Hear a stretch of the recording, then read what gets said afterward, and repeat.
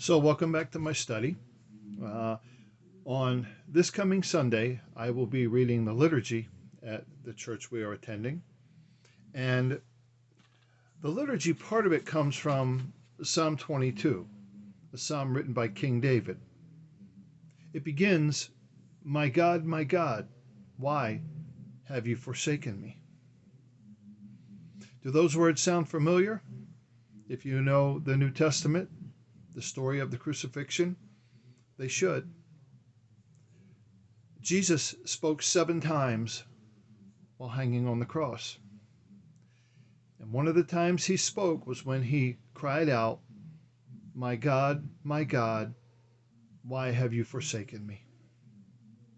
So why did Jesus say that? And what did he mean by that? Let's talk about it.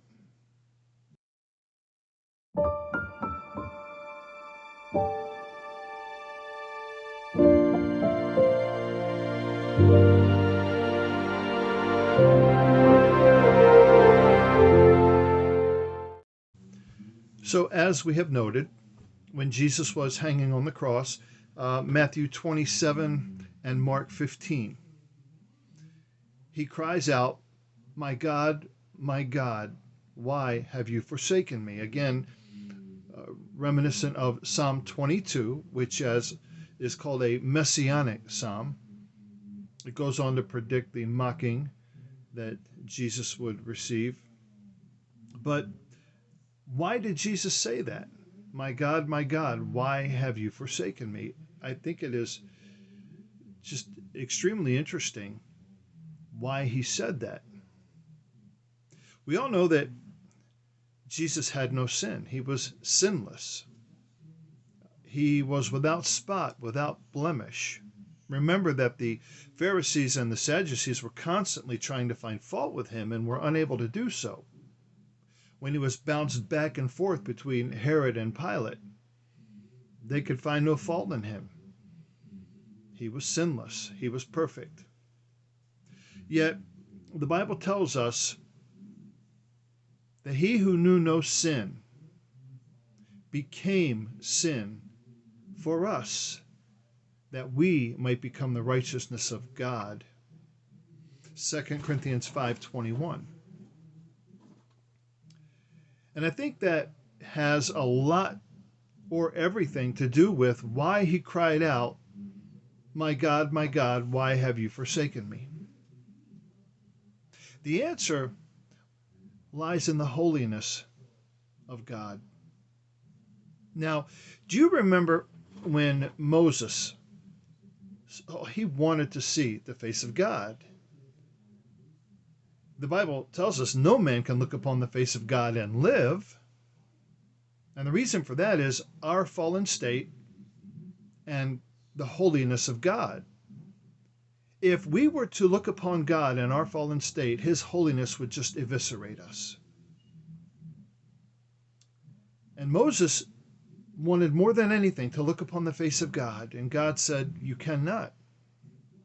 Not, I don't want you to. God says, you cannot. No man, nobody can look upon the face of God and live. So God, and I'm paraphrasing, said to Moses, look, here's what I'll do.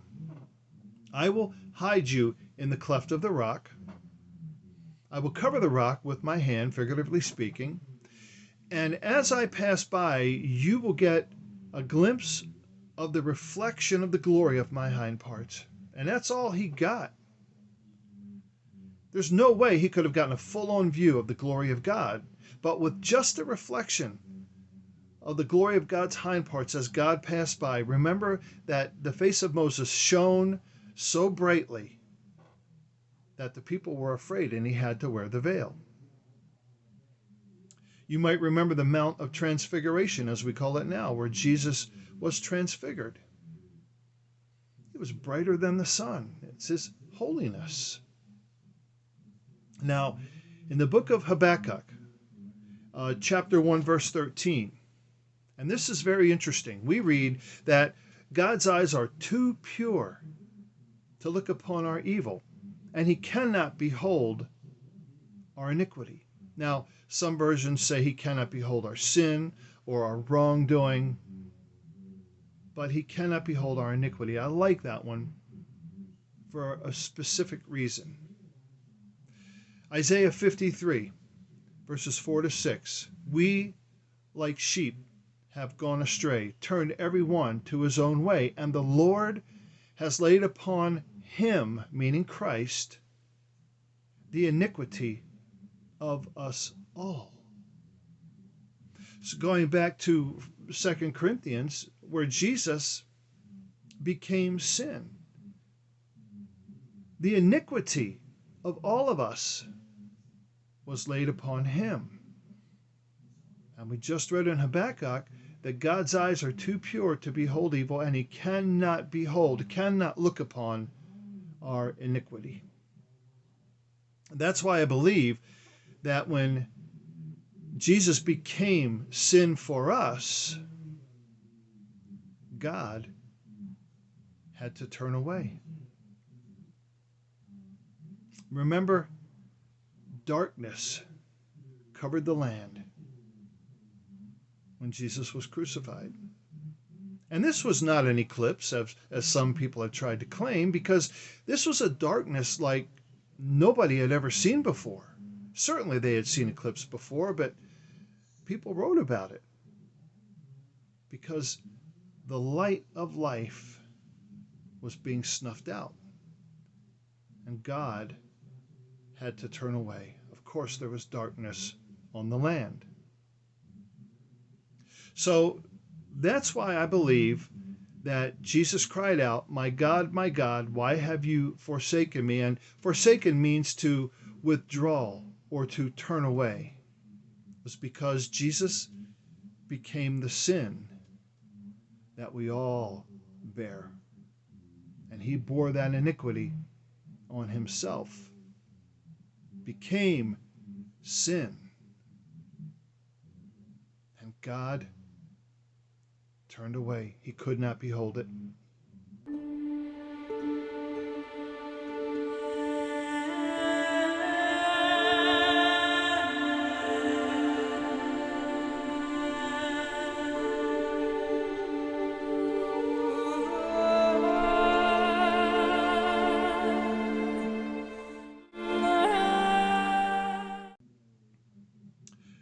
So we will probably hear more about this with the Holy Week coming up, Monday, Thursday, Good Friday, Holy Saturday, and of course Pascha or Easter Sunday, the week before and leading up to the crucifixion and, thank God, the resurrection of Jesus Christ.